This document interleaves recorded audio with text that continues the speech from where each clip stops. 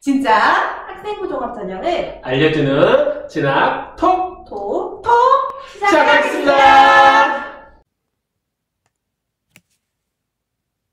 네, 안녕하십니까? 오늘 여러분과 함께 지금 코로나가 매우 많이 유행하고 있는데 이로 인해서 걱정할 것이 아니라 그런 아중 속에서도 자신의 꿈을 위해서 열심히 공부하는 친구들도 있습니다.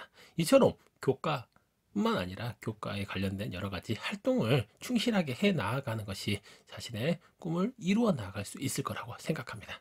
그래서 오늘 이 시간 진학 토크 여러분과 함께 다양한 주제를 가지고 이야기를 나누어 볼 것입니다. 그래서 코로나에 관련된 의학 관련 탐구 보고서를 작성하는 방법에 대해서 한번 알아보고, 그러면 이러한 다양한 사례를 기반으로 해서 나는 어떤 아이디어를 기반으로 해서 탐구 보고서를 작성할 수 있을 것인지에 대해서 좀 더 자세히 알아보는 시간을 가져보겠습니다. 네, 그 화면에 보시면 지금 공학계열 진로 로드맵, 그 다음에 의학생명 계열 진로 로드맵, 이와 같은 책들이 최근에 출간되었습니다. 그리고 또한 아이들이 여러 가지 수행평가라든지 소논문, 가저연구원 같은 것들을 많이 시행하고 있는데, 이러한 것들을 시행할 때 있어서도 탐구보고서가 정말 중요해지고 있는 시대입니다. 그래서 최근에 이러한 탐구보고서를 작성을 좀 더 쉽게 할 수 있고, 그 다음에 선배들이 어떤 내용으로 탐구보고서를 작성했는지 그런 사례를 넣어서 출간을 할 수 있도록 지금 계획이 잡혀 있습니다. 그래서 그러한 책이 다시 나오게 되면 여러분에게 그러한 내용들을 소개해 드리겠습니다. 네, 저희가 4주에 걸쳐서 다양한 내용들을 기반으로 해서 강의를 진행할 건데, 먼저 그 첫 번째 시간으로 코로나 관련 의학 탐구 보고서, 그리고 생명, 경영, 사회 관련 탐구 보고서를 총 4가지를 다루어 보는 시간을 가져보겠습니다. 먼저 크게 4가지 꼭지를 가지고 오늘 이 시간 아이디어를 얻어보려고 하는데요. 첫 번째, 코로나 바이러스로 인해서 완치자들이 많이 생겨났습니다. 그런데 이처럼 완치자가 많이 생겼는데도 불구하고 아직까지 백신이 개발되지 않았다라는 겁니다. 그러면 이러한 백신들을 갖다가 보다 빠르게 만들 수 있는 방법은 없을까? 왜 백신은 개발되지 못하는 걸까에 대한 궁금증이 있을 겁니다. 그래서 이러한 백신을 만드는 과정, 백신의 종류에는 어떤 것들이 있는지 좀 더 자세히 알아보는 시간을 가져보겠습니다. 두 번째로는 백신 말고 다른 치료제는 또 없을까라는 고민을 가져볼 수 있을 겁니다. 그래서 현재 우리나라에서도 연구되고 있는 다양한 치료제에 대해서 알아보는 시간. 그리고 세 번째는 똑같이 코로나 바이러스에 걸렸는데도 불구하고 어떤 사람들은 좀 더 빠르게 치료가 되어서 나온 경우도 있고, 또 그렇지 못한 사람들은 에크모라고 하는 장치를 통해서 스스로 숨쉬기 곤란하기 때문에 이렇게 심폐보조기를 이용해서 숨을 쉬는 경우도 있다라고 합니다. 그래서 거기에 관련된 내용들도 알아볼 건데, 그렇다라고 하면 면역력을 향상시킬 수 있는 방법은 어떤 것이 있는지 좀 더 자세히 알아보겠습니다. 그리고 지금은 일주일에 2장 정도의 마스크만 구매할 수 있습니다. 그래서 마스크를 어쩔 수 없이 3, 4일간 사용하는 경우들도 많이 있습니다. 이래서 마스크를 좀 더 효과적으로 재활용할 수 있는 방법은 없을까에 관련된 연구들을 진행하고 있고요. 최근에 카이스트에서는 나노 섬유를 이용해서 20번 이상 빨아도 효능을 유지할 수 있는 그런 마스크도 개발이 되었다고 합니다. 그래서 그러한 내용들도 같이 알아보겠습니다. 첫 번째 시간은 코로나 바이러스 백신에 대한 내용들을 알아볼 건데요.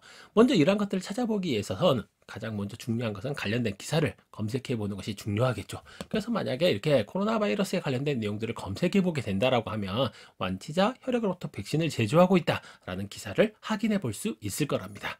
그리고 이와 관련된 이러한 것들을 보다 효과적으로 탐지할 수 있는 단백질을 찾아냈고, 이러한 단백질을 찾아낼 때 인공지능을 활용해서 보다 빠르게 단백질의 구조를 확인해서 최근에 우리나라에서는 코로나에 있는 스파이크 단백질 뿐만 아니라 H 단백질, N형 단백질, 그리고 코어 단백질, 이렇게 4가지를 다 탐지할 수 있게끔 해서 다른 나라보다 훨씬 더 빠른 시간 내에 코로나인지 아닌지를 확인할 수 있는 그런 진단장치가 개발되었고, 이렇게 개발되다 보니까 전 세계에 정말 많은 양이 이렇게 수출이 되고 있는 실정이라는 겁니다.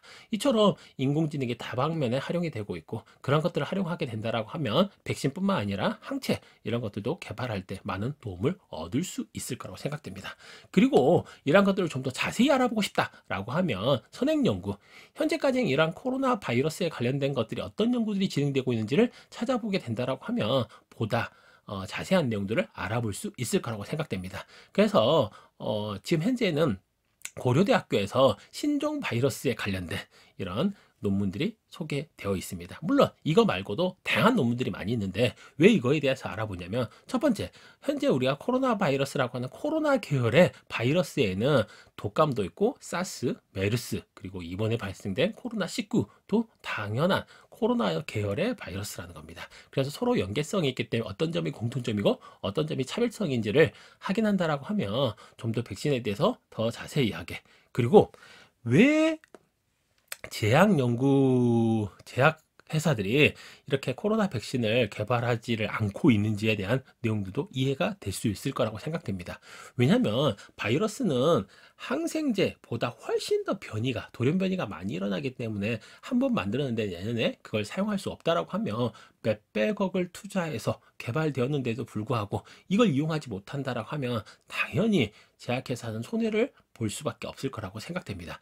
그러한 손해를 보지 않게끔 하기 위해서 어쩔 수 없이 당연하게 이러한 연구들이 등한시 되고 있었다는 겁니다. 그런데 오늘 이 시간에 이러한 백신들을 두루 사용할 수 있고 효과적으로 치료할 수 있는 그러한 백신에 대해서도 안내해 드리겠습니다. 여기 보시면 이제 미국 국립보건원 자료를 기반으로 해서 이제 사진 자료가 나와 있는데요. 우리가 코로나에는 가장 바깥쪽에 스파이크 단백질이라고 해서 이걸 기반으로 해서 우리 세포에 더욱더 잘 달라붙게끔 하는 그런 특징을 가지고 있는 것이 있습니다. 그래서 이걸 이용해서 할 수 있는데, 이러한 머리 부분은 약간마다 코로나 바이러스를 하더라도 그 생김새나 모양이 다르기 때문에 거기에 맞는 백신을 별도로 개발을 해야 된다라는 번거로움이 있었고, 그렇게 개발된다 하더라도 다른 바이러스는 효과적으로 치료를 할 수 없다라는 단점이 있었다라는 겁니다. 그런데 이런 것들을 좀 더 효율적으로 활용할 수 있는 방법이 없을까라는 연구를 진행했더니, 그 그림을 보시면 안쪽 내벽에 존재하는 코어 단백질이라는 게 존재합니다. 이러한 코어 단백질이라고 하는 것은 바이러스 같은 코로나 계열의 바이러스라고 하면 동일하게 이 물질을 가지고 있게 되는 거고요. 그러다 보니까 이걸 기반으로 해서 만든 슈퍼 백신, 다른 말로는 범용 백신이라고 하는 것들을 개발하게 된다라고 하면 같은 코로나 계열의 바이러스를 효과적으로 이렇게 죽일 수 있다라는 겁니다. 그래서 이러한 백신도 있고요.